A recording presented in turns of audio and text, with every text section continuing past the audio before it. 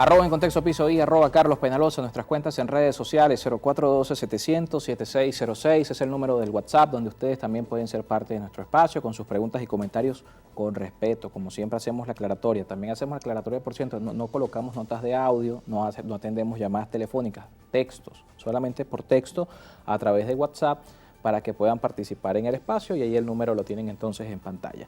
Rafael Simón Jiménez es nuestro segundo invitado esta tarde, historiador también del movimiento Pongámonos de Acuerdo. Un gusto siempre que esté con nosotros acá en estudio. Hoy, por supuesto, vamos a hablar un poco del consenso, pero también este tema de la corrupción. Y con Rafael Simón Jiménez, más interesante aún porque es historiador, tiene conocimiento de lo que ha sido nuestro país, de la historia de Venezuela.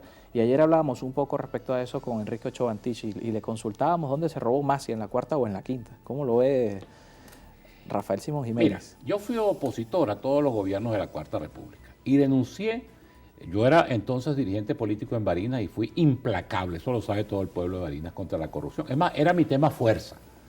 Y puedo decir con absoluta responsabilidad que en la Cuarta República hubo robo, hubo ladrones, pero es que ahora lo que hay es un estado de corrupción total, auspiciado desde el gobierno. Mira, esto que acabamos de ver no es más que la consecuencia de un sistema que se ha implantado desde el poder, donde se confunde diaria y deliberadamente la cosa pública con la cosa privada, el Estado con el partido. Y eso lo ves tú públicamente. Yo no sé por qué se conmueve tanto Tarek William Saab cuando da esa rueda de prensa, pero ¿cómo son las concentraciones del oficialismo? Bueno, allí descaradamente con todos los recursos públicos, con los autobuses, con la movilización, con la presión sobre los funcionarios públicos. Es un estado de corrupción total. Y si a eso tú le añades que no hay Contraloría, si a eso tú le añades que no hay ningún mecanismo que garantice un poder judicial independiente, que no hay ninguna investigación parlamentaria, entonces tenemos que entender que este gobierno está podrido. O sea, el caso no es, aquí nos conmovemos cada vez que hay un escándalo. Ahorita, por ejemplo, nos olvidamos que aquí, hace unos 8 años, cuando salió Rafael Ramírez del Ministerio de Petróleo, un escándalo. Denunciado, por cierto, por quienes hoy salen también por corrupción. No, pero oye, ¿cómo empezó eso? Eso es bueno recordarlo también. Eso empezó con denuncia y se citó y se le abrió una investigación a Rafael Ramírez en la Asamblea Nacional del 2015, en la Asamblea Nacional con mayoría opositora. ¿Qué hizo el gobierno?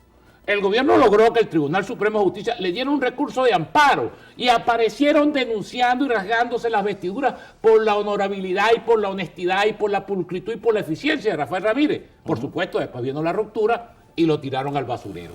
El factor fundamental de denuncia entonces era Tarek El Aizami, que aparecía siempre, porque Tarek El Aizami, tú sabes, ellos cada uno se recubre de un papel, ¿no? Entonces él además es el revolucionario intransigente que aparecía asociado a los movimientos árabes del Medio Oriente, terroristas, no sé qué cosa, el Hezbollah, los fedayines, toda aquella cosa, ¿no? Y entonces implacable contra la corrupción. Entonces ahora aparece sobre el tapete toda la vagabundería y toda la cloaca que va allí. Uberroa, chicos, no está allí el libro que recomendaba la almirante en jefe, alcaldesa de Caracas. Léanse el libro del compañero Uberroa para que tengan templanza revolucionaria. Entonces después vienen, cada vez que se produce un escándalo, un ajuste de cuentas, un entramado entre mafias, entonces se produce la defenestración de unos y de otros, ¿no? Pero, mira, lo más importante de esto en el contexto actual de Venezuela es que la gente sienta que estos reales no se lo están robando a una cosa etérea, no es al tesoro público, no es a la tesorería, se lo están robando a ellos, chicos. El gobierno viene insistiendo, negándole a los trabajadores públicos, a los pensionados del Seguro Social, un aumento de sueldo y la gente tiene que vivir con miserables $5 al mes que acaban de cobrar en su pensión y los funcionarios públicos ganando 20 y 15 dólares que no le alcanzan ni para el pasaje, los maestros de escuela, los profesores universitarios, los trabajadores de la salud. O sea, estos reales se lo están sacando del bolsillo a la gente y entonces viene el tema, no, todo esto es culpa de las sanciones, por eso es que se ha extendido una consigna porque la gente simplifica rápidamente y el venezolano es muy ingenioso y además tiene muy buen humor, que dice, no es las sanciones, son los ladrones.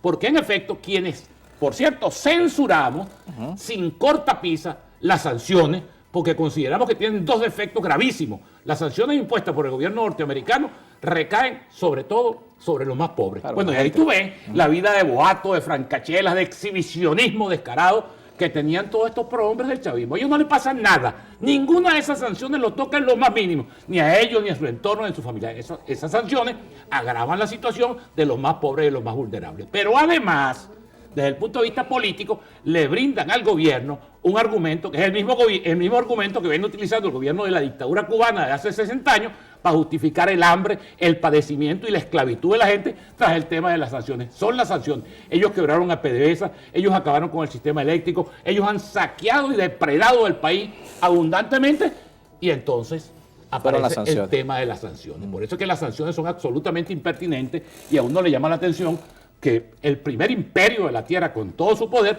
no sea capaz incluso de evaluar sobre el terreno la impertinencia de esas sanciones y la manera como ellos le permiten al gobierno tener un justificatorio. Pero fíjate tú, es importante porque sale este show, todo es un show planificado previamente. Entonces el fiscal general de la República, yo estaré William Sapp, con el que tuve buena relación cuando fuimos diputados ambos, le voy a hacer una denuncia concretica, Tarek, anótalo ahí. Mira, cuando se intervino o la confiscaron, o no sé bajo qué figura le intervinieron la compañía multinacional de seguros, en el estado Barinas, mi estado, en el que yo vivo permanentemente, hubo un edificio que era de multinacional, de seguro. Bueno, en ese edificio de multinacional funcionó el comando de Arriaza, el candidato que llevaron importado de acá, y ahí funciona el PSV. En las entonces, si tú quieres que te hagan una denuncia, te estoy haciendo una denuncia concreta.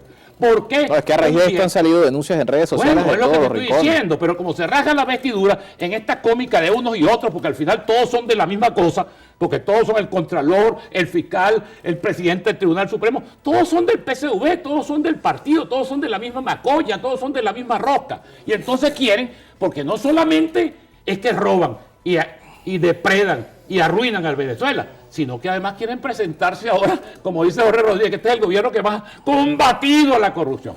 Pero tamaño cinismo, tamaño descaro. Oye, vale, sean por lo menos prudentes, tengan un poquito de respeto por la gente, sobre todo por la gente que sufre. Repito, porque esos reales no son etéreamente, no es una cosa, no es el fisco, todas esas cosas son figuras e instituciones, pero al final se lo están quitando a los hospitales, se lo están quitando a las escuelas, se lo están quitando a la gente. Ese es el tema de la corrupción, sobre todo en tiempos de escasez, cuando el gobierno dice, no tenemos para aumentar los sueldos. Bueno, vale, esto es incuantificable. Uno dice que 3.000, otro dice que 5.000. Sí, la cifra ha llegado la cuenta hasta 21.000 millones.